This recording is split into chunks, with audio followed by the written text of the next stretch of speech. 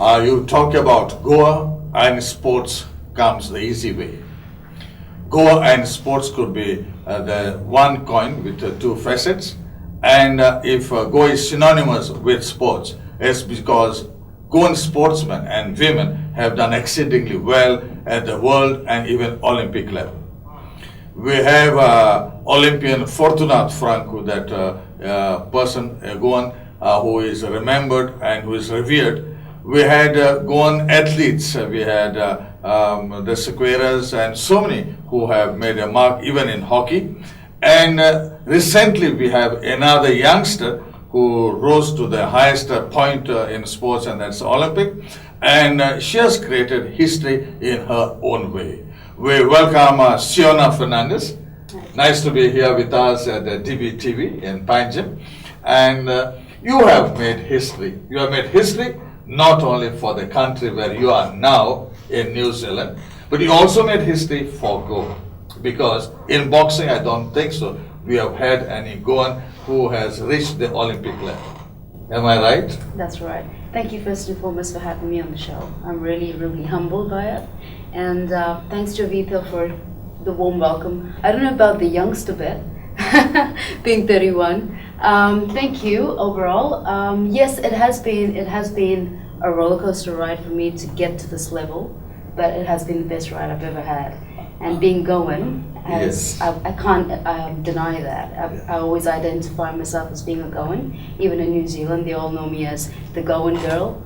So That's nice. Yeah, That's not nice. the Indian. No, she's Goan. Yeah, that makes us feel very, very proud. Let me tell you, you have created history, especially in boxing. Right.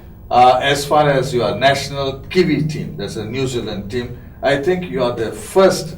You were two female boxers who went for the Olympics in boxing for the first time in the 116-year-old history of Olympics. Absolutely. How did you feel that you are representing New Zealand for the first time ever? Well, that itself it's quite overwhelming at that time. You know, just knowing the fact that you are the first 12 women to ever box at an Olympic Games. It's the first time boxing has been introduced at the Olympic Games. They've never had female boxing before. So that is a huge honor. And being the first two women, or one out of the first two women from New Zealand, is absolutely humbling.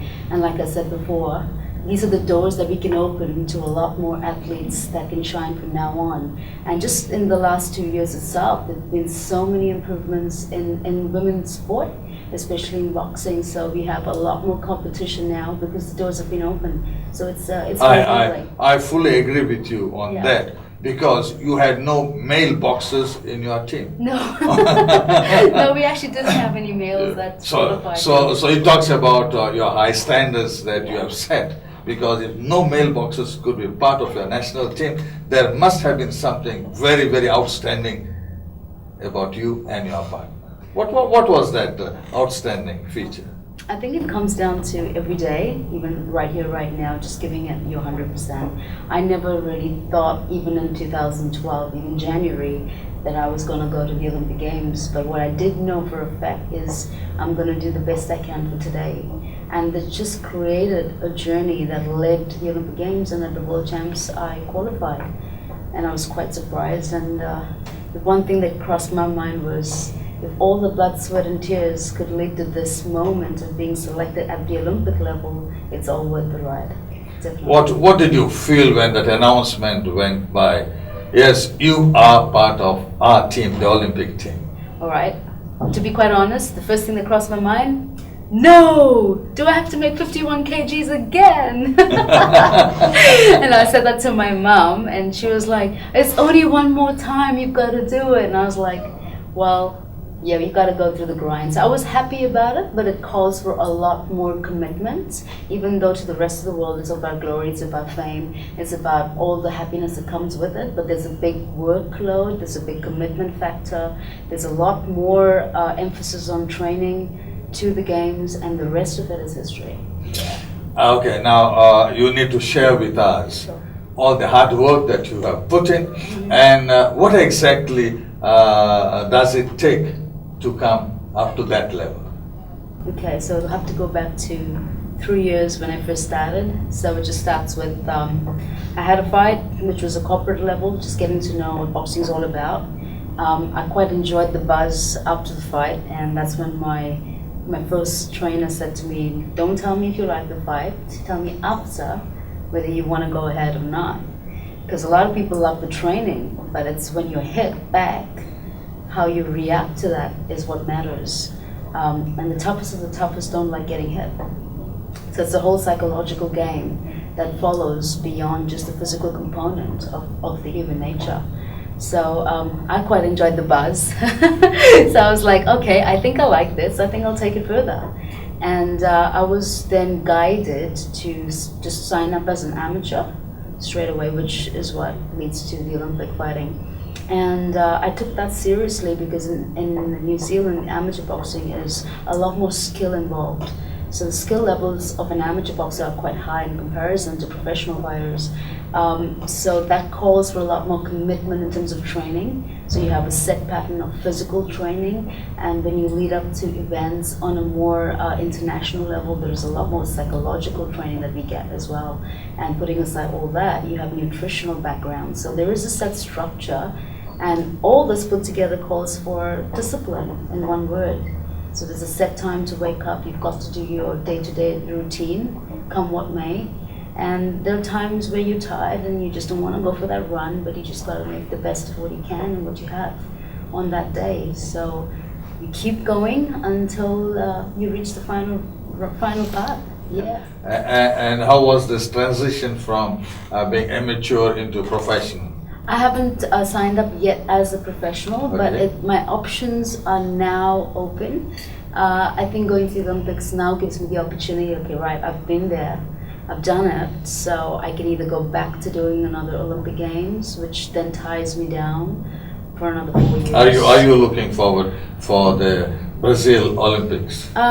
To be quite honest, I would rather switch to a professional fighting scheme. Because it's going to help me in terms of financial backing up myself. I don't think I could afford to pay for another 4 years of amateur boxing. It's a little bit tough at our side in New Zealand. Is it very expensive? It is an expensive sport because for us the funding is quite limited. Because in New Zealand, a lot of the funding by the government is for rugby. So it's The rugby, I suppose it's the number one sport. It is, and the All Blacks, I think everyone knows the All Blacks when it comes to rugby. So it's a lot of investment in a lot of funding. But then how did you manage with your finances? Well, I worked, and it was passion, very much passion, and so I paid for my passion and From your own pocket? From my own pocket, right that's throughout. great. Yes, That's great, it is great, and you've got to make sacrifices like everyone else. Pay for it, get up to a level that really calls a lot of hard work. So I think when you pay for something, you work harder at it. And do you think that the sacrifice was worth Absolutely, without a doubt, without a doubt. And what support did you get from your parents? Mom and Dad? Well, Dad's always been a really cool fan of mine. Yo, go Dad. It's anything. I went to the army as well. So Is it? Yes. I signed up, and this is crazy. I signed up as a territorial soldier for the New Zealand Defence Force. And for how long did you? I did that. I was active for about 2 years. Is it? Yeah, and that's a territorial force, so you can Okay. have best of both worlds. Yeah. But the army training by itself in the camp, in the base, was about 3 months straight up without a break. Okay. And I brought that to my dad, and my dad was like, yeah, go girl, that's cool. And my mom's like, you're crazy, you're insane, I don't know what you're up to. You just try everything. But that's our daughter, you know. But I think you have been a success wherever you have tried anything. Exactly. What is the factor that Behind makes you very, very successful? Right, I think I follow my heart. I don't think, I'm sure now, that I always follow my heart. When I decide I want to do something, it's my decision only. And I think about it. I think about what I like about what I want to take up and how much of it I can give 100%. And when I know that I can commit to something, I don't hold back. I give it all. despite the It's odds. 100%. It's 100% commitment, or it's not. And you were born and brought up in Goa. Absolutely. And then you migrated along with your parents. I know. Unknowingly, I've got to say that, very much unknowingly, because I was given like 30 days and you're going to New Zealand. I'm like, what? It's not exactly next door, you know? So I had to give up everything and I was like, what? I'm going to New Zealand? Okay, off I go then. So That's you pretty much it. weren't well prepared for that. I wasn't aware of it. And at then all. when you landed in New Zealand and you had the first few days, how did you feel? Well, I went straight to Dad's place. I remember the day, and I was like, apart from being jet lagged, I was like, oh well, this seems to be a clean country and pretty easy and laid back, very similar to Goans.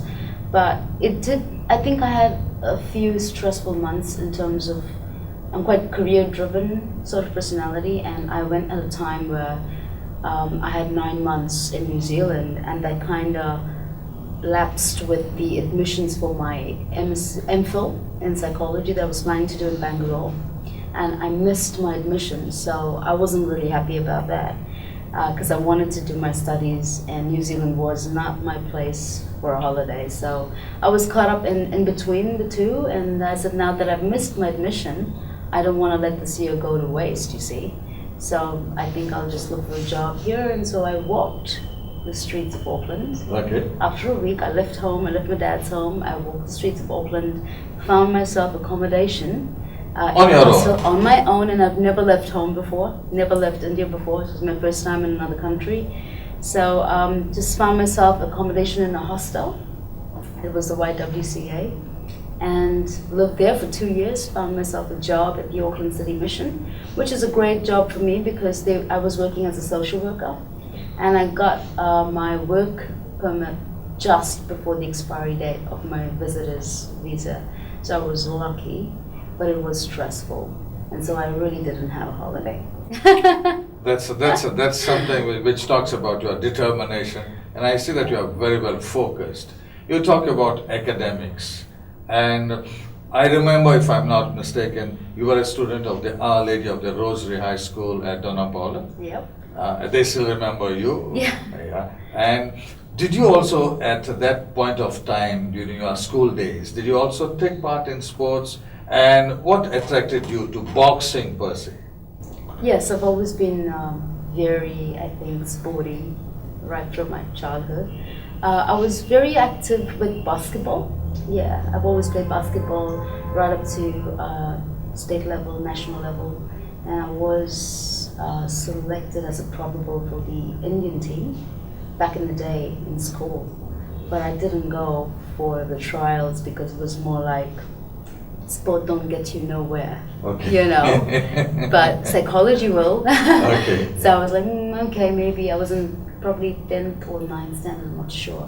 So I said, all right, you know, maybe back off the sport and just focus on studies. So I gave that up, but that was a big selection. And after this is school, where did you go? After school, I did my high school in St. Xavier's for a year, and then DBTV, Don Bosco. Okay. Yeah, very much for 1 year, and I had complaints about being on the basketball court all the time. Okay. She misses her physics lecture. She's always on the basketball court.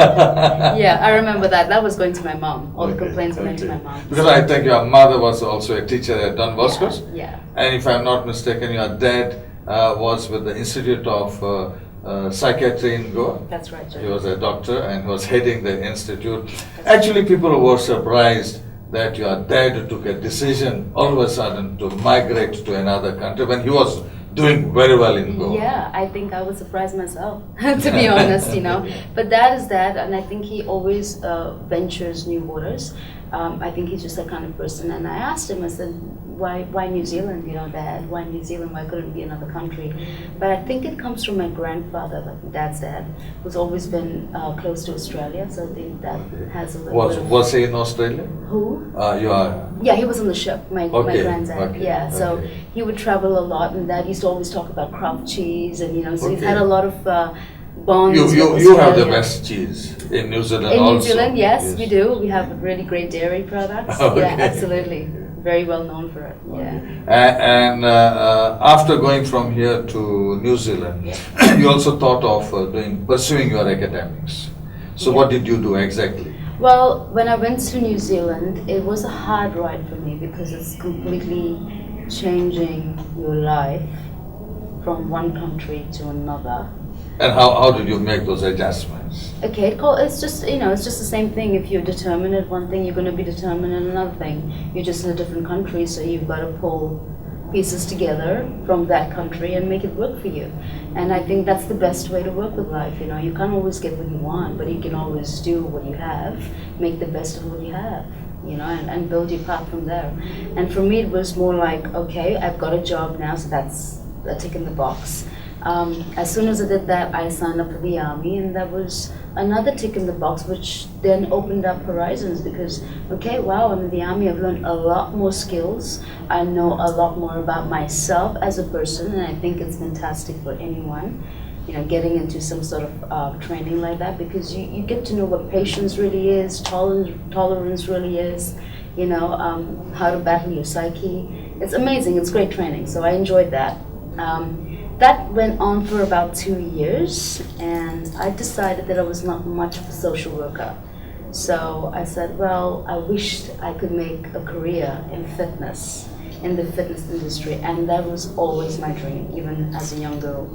And my dad was a doctor, and my mom was like a teacher / she's got a law degree. And I was like, Mom, I wish I could make a career in sport. Is it? Yes, always have been, even as a little girl. So she knows that. But in India, it's probably not looked as high regard as in terms of overseas. And I can see why. It's because overseas have a lot more development around the sporting industry. And coming to India, coming to Goa, I've had a few conversations with the Boxing Association, for instance, and the committee, which do have a few loopholes in their structure for the athlete, and a big part of that is the conditioning for the athlete. I mean, they have good facilities, as in boxing bags and gloves, but it's not always about hitting the bag, it's about conditioning your athlete to hit that bag. And I think that big component of fitness is missing in Goa. How different would it be, the conditioning in Goa, for example, and New Zealand, what you have undergone? Well, conditioning is a big factor to any athlete for any sport. And that's the big difference, I think, in sport in India and sport overseas. With conditioning, there's a huge component of nutrition. There's a big component. You cannot be conditioned optimally for your sport without the right carbohydrates or the proteins to help you develop your stamina for that sport. And in saying that, Jovita, that's exactly the conversation I had with the Goan Boxing Association, and they don't seem to have that little component factor here.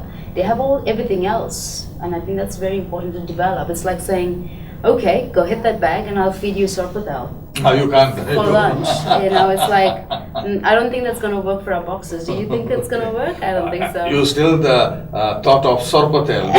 Do you still have it? Back in my mind. Okay. Well, yes, of course I do. Mom made one before I left, actually, so Okay. I finished that for Christmas. Okay, that's nice. Yeah, but we have a moment. Yes. When you're in training, you're in training. There's a routine you got to maintain, and it's for your own good. If I eat sorpa, then I have to train the next day. I'm gonna spew, or I am gonna train the max. And the coaches don't care. They will get you to finish your session. So if you've made a mistake, you got to be responsible enough not to have that. But you switched over to boxing in New Zealand. Yes. So you started in New Zealand. That's correct. Okay. And you made that mark in such a short span of time. Yes, very much so. How could? It's almost a miracle, I suppose. Well, a lot of people ask me that, and I think it really comes down to focus, and it comes down to exactly what I said. If I make a commitment to something, for me to make that decision, I'm going to be an amateur fighter, was something that I thought about, whether I have what it takes, am I determined enough to beat the odds. I probably am going to have a lot more to learn because I've never done this before. These thoughts did cross my mind, and am I willing to do all this? And I was, yes, I am. I think I had a lot of energy then to focus on something that needed it, that was calling for it.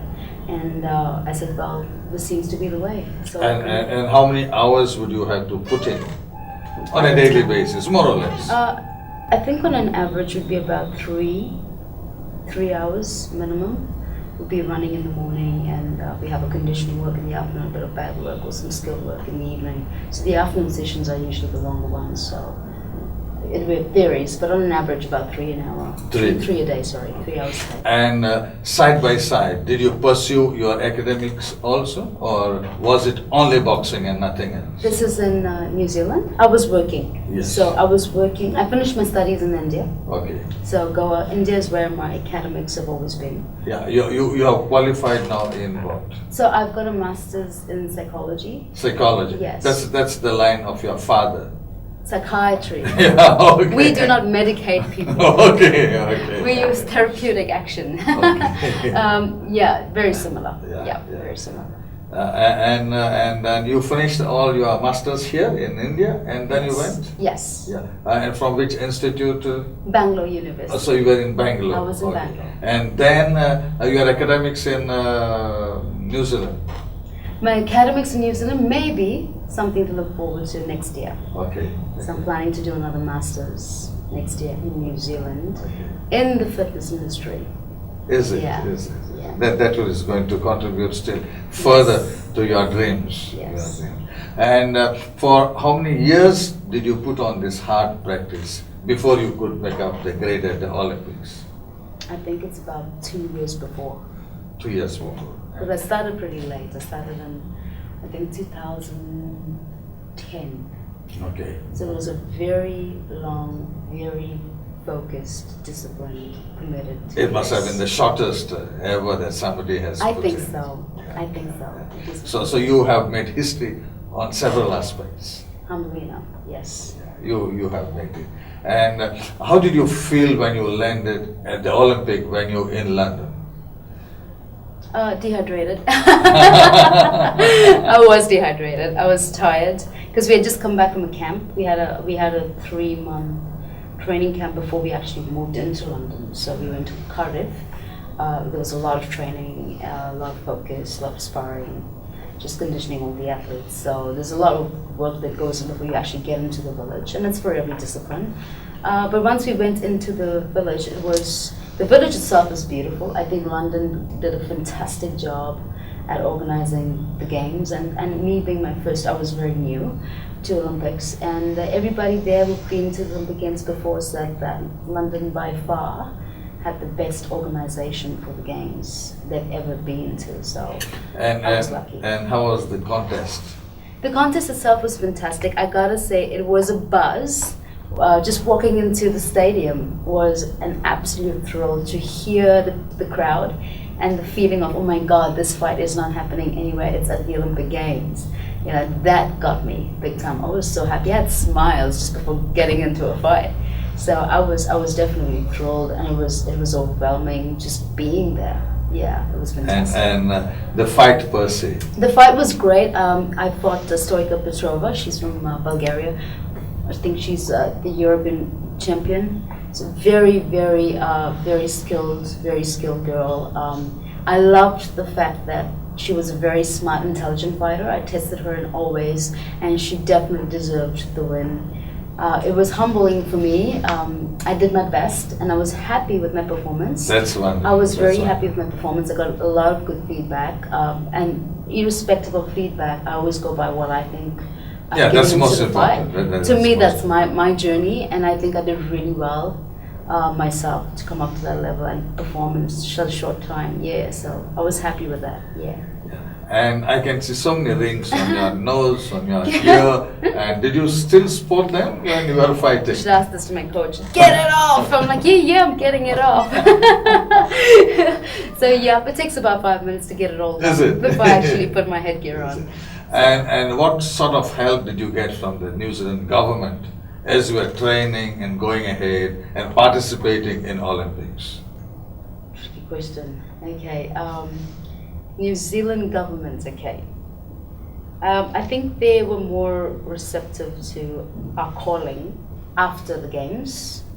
A lot of it, as I said, was paid by myself. They did assist part of the payment, so they would help us with a bit of, payments just to travel. I think there's limited access to developing boxing prior to the Olympics. No, I have asked you with just sole intention because in India, in Goa, for example, Yeah. everybody says 1000% it should be from the government.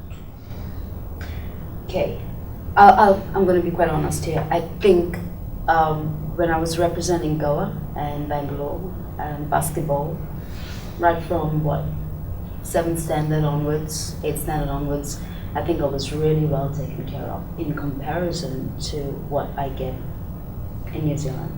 There was absolutely nothing. When I started, I had to look for sponsors to give me a pair of gloves. I had a coach, David Tua, he's one of the heavyweights in the world, who's now retired. Everybody knows him. He fought Lennox Lewis, so he's a well-known personality in New Zealand. He's the one who trained me and gave me gloves and a bit of money to go to some of my fights. Yes. So it's been a hard ride for me. It's hard ride. And I think that has worked in your favor ultimately. It has worked in my favor. You know, I mean, things come to you when you put in 100%. Because what we see in Goa is you expect everybody to give to help you. And then you don't perform because you don't know the sacrifices that somebody else is making, and you don't make that sacrifice. Oh yeah, the journey of pain always ends up with a sweeter fruit, I say. Yes. Definitely, because you understand and there's value to every step you take. But in saying comparison to what you just asked me, Joeffry, so definitely go. I think they provide you a lot more at every level. Whether it's in school or a higher level or elite level performing, I think they do take care of the athletes, and I'm quite No, you had a coach with you. Yeah. Did you bear his expenditure, or was the Federation of Boxing that took care of this aspect? To my knowledge, I think it's the federation that takes care of them. Yeah. Okay. And all your expenses for the preparatory camp and all that, was it taken care by the federation or the government? Okay, so when you asked me about the coach, let's just go back to that question. Yes. The coach was not my coach. He was the national coach. Okay. So I actually performed without my coach. But do you mean to say that you had your personal coach? Yes, he doesn't come along unless I bear the cost. And it must have been quite high. Of course, because I left for 3 months. I can't afford 3 months to pay a coach to come along with me. But then you did that. No, I couldn't. So I had to go by myself. Yes. And then we had a national coach, so a lot of my training was done by myself, Joeffry, though. I didn't really have a lot of So in other words, you are a self-made boxer. You could say that, and I'm sure New Zealand would agree to that. Yeah. That's Yeah. great. That's great. So what is that you have that strong self-determination? What is it? I think a lot of hardships, a lot of roller coasters come my way, and I think a lot of people in Goa know that. I don't have to hide from anyone. But they're all, like I said to you, it's been a crazy ride, my little journey, and that's what my tattoo is all about. It's been a crazy ride, but every time, I believe, every time there has been an odd in my life has strengthened me in a way that has now taken its toll to a personal legend, is what I call. We all have a dream, we all have a goal that we're not aware of at that time. But every time we come to an obstacle, I think it strengthens us so that we can achieve that goal that we were meant to achieve. So what you are trying to tell us is there are no problems in life; they are all challenges. There are always challenges, absolutely. It's That's what you wonderful. view. It's what wonderful. you view. It's wonderful. And your performance has shown us that it works. It's shown me it works. I surprise myself sometimes. I'm like, oh my God, like the very fact that I've come this far, I've never dreamt of this. It was not my intention to go to the Olympic Games. I mean, you can ask my parents. The first thing I said to my mom was like, I'm taking up boxing because I don't think I'm going to be good at it. It's just something that I just can't do for the sake of doing. Something that I don't want to excel in, And next thing you know, I go to a level just because of committing. But I think you had a very solid, focused plan. I had a solid, focused training, full stop. I just was there to train 100% every day. Every day. I didn't know what I was training for. I didn't know where it was going to go. I don't know why I was training this hard. I had no clue. All I knew was I'm here. I know what I'm meant to do.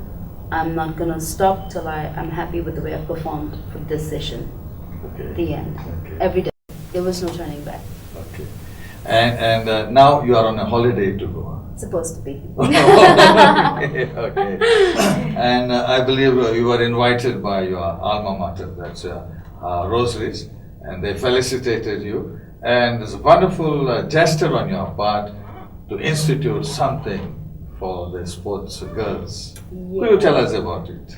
Yeah, see, mentoring I think is a great thing in life, and for me, even though I have a lot of, I have parents, I think my mentors have made a big impact on the way I've developed as a human being, even though mentors came into my life for sporting reasons. And I think sport only remains a sport, or you remain a sports person, as long as you just want to look at it that way. But I think for me, if you inculcate everything you learn in your skill as bettering your human nature, you just don't remain a good sports person, but also a better human being. And one thing my coaches always told me is think about the future. And the future is about being remembered. Okay, as a sporting personality, we can all go to the Olympic Games, we can make big names, get famous, and we can easily be forgotten. Just like that. But there's something that can stop that, and it's being remembered. And the only way you can be a legend or be remembered is by the youth that is to follow. I mean, I'm going to be the past. Sadly enough, you too. it's the little ones that are going to be the future. And so I think being invited by my school was the great opportunity I had to talk and to explain to them my journey, and hopefully they get inspired so that they will be inspired. Yeah. And they will remember you because you left something for them. Yes, and so I've decided to give them a scholarship, not to the ones that already win, not to the ones that got the medals, but to the most improved athlete in any discipline of sport in the school, which means you gotta go and join a sport, sign up for something that you think you do well, and I don't care where you start from, but I just want the teachers to keep an eye on how much you put in every day to improve from your starting point to where you're at the end of the year. I think this is one aspect that many of us forget in sports, also to make you a better human being in the end. And I think you have done it absolutely fantastic, absolutely fantastic. Thank you, But I'm sure you have the genes of your parents in that. I can't deny that, otherwise I'll be supernatural. That's great, I tell you. And now that we have another Olympics coming, are you also looking for it? No. I thought I was, but I don't think I am. I think I'm going to go back to a bit of dancing. I think I have a lot to give back. I still remember Bharatanatyam or something like that. Yeah. You picked up at school. Yes, I learned in Kala Academy when I was 7. Okay, and you proceeded quite far. Yes, I studied that for 17 years. 17 years. That's right, 17 years. It's half my life. It's the classic Bharatanatyam. The classical Bharatanatyam. And you reached up to what stage? So I finished the 9-year training in Kala Academy. That's the course they have there. Okay. So I did a BA, so you get a degree in art. And I got a scholarship through the merit list in Kala Academy that allowed me to study dance anywhere in India. And hey, you don't get this in New Zealand, So to better your skills. So do you still practice and perform in New Zealand? Yeah, I did a performance as soon as I got to New Zealand in 2006. As soon as I landed, I had a show actually 1 month later, and I performed there and I got really good feedback and reviews, and that was it. I didn't have any more performances after that. I did test a few teachers there, but the styles are quite different, the level and skills are quite different. So my trip back home now, which is after 7 years, took me straight to my dance guru in Bangalore. And I visited him and I had a conversation with him, explaining what I had in mind and what are my struggles back in New Zealand. And he's come up with some really good tools for me that I can go back and practice and take on board.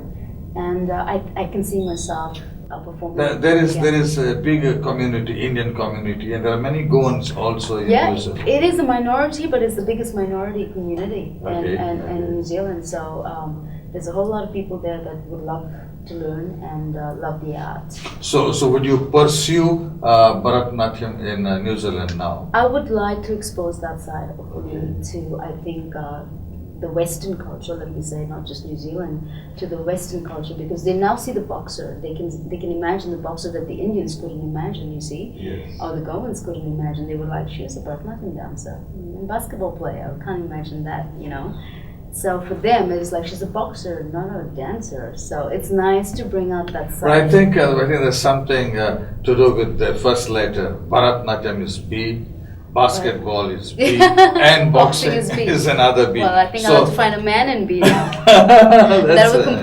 complete everything. Okay. And how did the Indian community react when they came to know that you are selected for the historic New Zealand boxing team? I think they were really happy. I'm pretty sure, and they were proud that it's quite crazy that we have 2 Indians at the games already. So because they were looking at marrying home as well. So and the Indian boxing committee was always at the game. So I was very much with the Indian team when we would travel, and it was fantastic. I had reporters ringing me, and I was very proud to say that I was from Goa and be a part. Because I can't deny that, and it's not something that I want to deny. I mean, there are people who are born and brought up in Bombay who call themselves Goan because their parents are from Goa, and I am. I'm born and brought up here. Yes, and then I think you spent the best of your youth days in Goa. Oh, more than youth. I've been here till I was 17 or 18. And originally from which place? I lived in Deniz. Deniz. I was born in Raibandar. Okay. Yeah, lived in Deniz and then moved to Porvory. Yeah, and your parents originally from Asolna and Valley. Asolna and Valley. That's right. I think South has got something very specific as far as sports is concerned. Is that right? We have Leander Pace and Dr. West Pace from Asolna also. And I think South is more predominant in sports. Not because I am from South State also, but I think that gives you some advantage. Yeah, but I don't think my dad did anything in sport. Okay, no. He's the guy from South. Oh, okay. And your mother? Mom's from South as well. She's from Asolna. Oh, from Asolna. Yeah. And were they sportsmen in the family? Yeah. I think Mom used to play hockey, but that's about it. I don't think Dad was a bookworm. I keep telling him that. He just studied all day long. Yeah. So I was like, oh, give it a break. Yeah. So that's pretty much. So what are your future plans? Well, my future plans that I just kind of put things together for me in the next year would be to focus a little bit more on my dancing, because I think I'm drawn very spiritually connected to Indian roots. I think I seem to follow that a little bit more now. That's great. Yeah, I just have a look at my kurti. I just feel like I'm drawn a lot more to the Indian side of myself, and I'd like to bring that out in the Western world. I've come down here for an Ayurvedic course. Yes.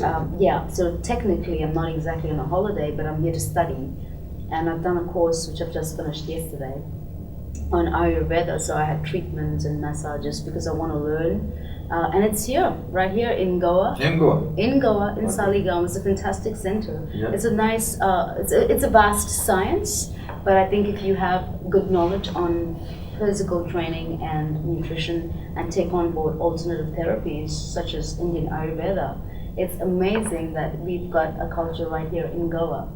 So just dash off the Sorpatel and have a look at your Ayurvedic center, and I'm sure you guys are going to be much more healthier. Yes. So I want to study a lot more alternative therapy and take it to New Zealand, get up with my dancing, and probably do another master's degree. I know I got to study more in physical exercise and health promotion.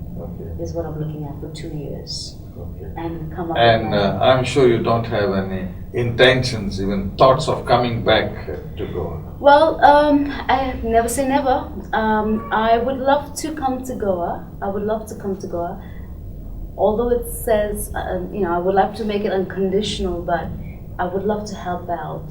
This is like a calling for me to the Goans, to help out in their health and well-being of the Goan community, Jovito. So if there's any way I could be part of maybe a plan that Goa wants to come up with, or a sports conditioning center, or a structure for the Goan athletes, maybe the boxing. Because the one aspect which is missing, it's conditioning. Let me tell you also, it happens in football also. Yes. They talk about the poor conditioning of our players, that they cannot last for 90 plus minutes, and most of the goals are now being scored in the last 5-10 minutes of extra time. Somebody who is fitter and physically better conditioned has got the inclination to score during the last minutes. I think you will do a world of good if you bring this thought process to goal. I believe so. I believe so, and I would like. I can only suggest. I cannot run it. I can only suggest that if given me the opportunity, I would take it with a and you'll be in Goa for how many more days? Now that you've spent quite many. I'm here for I think another 4 days, and then I go back to Bangalore, and then. Did anyone from the government or the sports authority of Goa approach you? I'm sure they know that you are here. They need to appreciate that you did us proud. Yes. Well, I have made this aware to a few people in terms of what is missing and what I would like to propose. Yeah. But it seems to be a hard call. It seems to be something that people seem to hear or listen, but not really hear. So I don't know how far they really take me seriously, but I think conditioning, at the end of the day, it's not me fighting. It's not me in the ring. I do what I need to do, and I've done my job. It's not that you want to impose or something like that, No. but then if there is somebody who has got a new thought process and asking for a change, which is the order of the day, I think they should have invited you and taken. More than a change, it's a necessity. It's not a change. It's never even existed. If something hasn't existed, it's a missing loop. It's a missing factor in your component model of training your athletes. When you don't have something in there, there's something going on. You need to put it in there. You need to get someone. It doesn't have to be me.